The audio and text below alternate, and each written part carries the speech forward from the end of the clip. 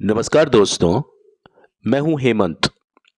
आज मैं आपको ले चलने वाला हूं उस दौर में जहां ना कैमरा था ना कोई तकनीक, लेकिन सिर्फ एक सपना था।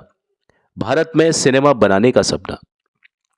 और उस सपने को हकीकत में बदलने वाले थे दादा साहब फाल्के।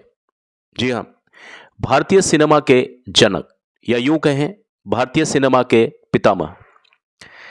वो साल था 1870 का। महाराष्ट्र के नासिक के पास त्र्यंबकेश्वर नाम के एक छोटे से गांव में एक बच्चे ने जन्म लिया, धुंडीराज गोविंद फाल्के। पारंपरिक पुजारी परिवार था, इसलिए पिता चाहते थे कि बेटा भी धार्मिक मार्ग पर ही चले। लेकिन फाल्के के मन में तो जैसे कला का जादू सर चढ़कर बोल रहा था। पेंटिंग, अभिनय, जादू, नाटक और इन्हीं से जुड़े हुए करतब, ये सभी को दिखाते रहते थे। जब उनके पिता मुंबई के एल्फिंस्टन कॉलेज में प्रोफेसर बने तो उनका पूरा परिवार भी मुंबई आ गया। वहीं 1885 में फाल्के को दाखिला मिला sir J school of arts में, जो तब भी एशिया का सर्वश्रेष्ठ कला संस्थान था, जैसा आज माना जाता है। यहां उन्होंने फोटोग्राफी, ड्राइंग और पेंटिंग सीखी। बाद में उन्होंने बड़ौदा के कला भवन और सरकारी पुरातत्व विभाग में भी काम किया।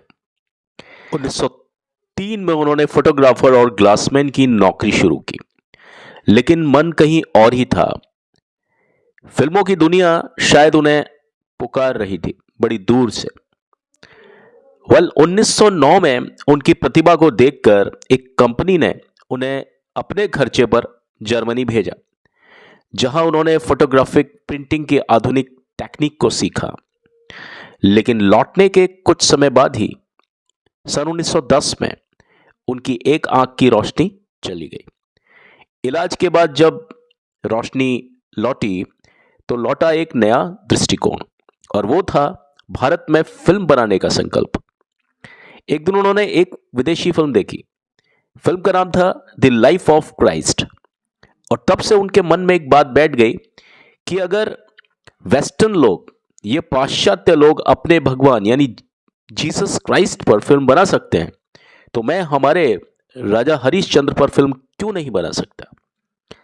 अब इसके बाद सवाल था कि अगर फिल्म बनाई भी जाए तो पैसा आएगा कहां से, क्योंकि फिल्म बहुत ज्यादा पैसा मांगती है।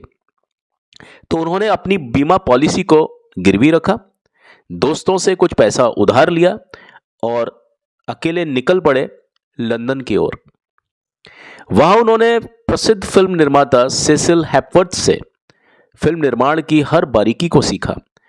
और जब वे एक बार भारत को लौटे तो शुरू हुआ भारतीय सिनेमा का इतिहास रचने वाला अध्याय, और उस अध्याय का नाम था राजा हरिश्चंद्र।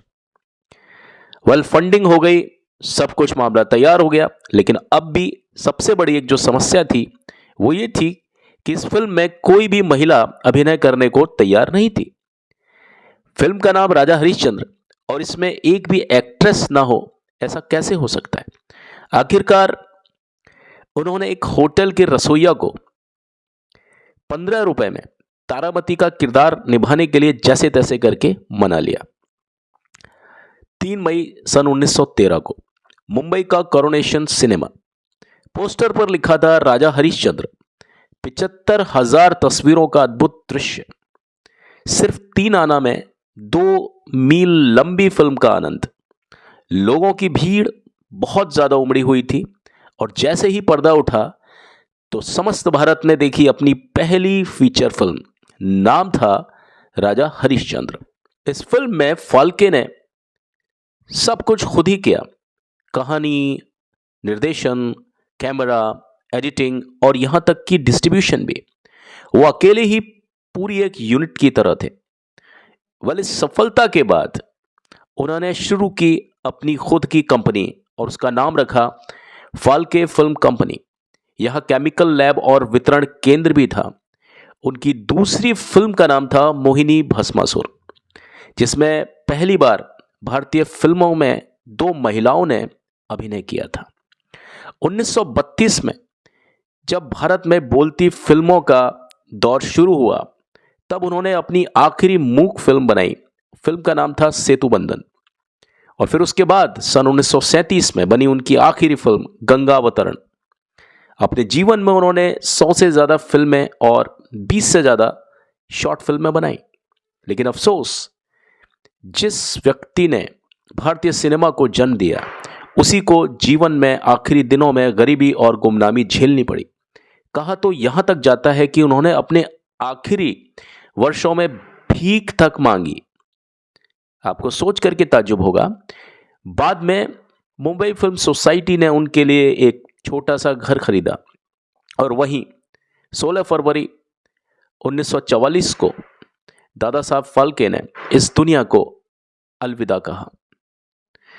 1969 में उनके जन्म शताब्दी समारोह पर भारत सरकार ने शुरू किया था दादा साहब फाल्के पुरस्कार। यह सम्मान आज भी भारतीय सिनेमा का सर्वोच्च पुरस्कार है।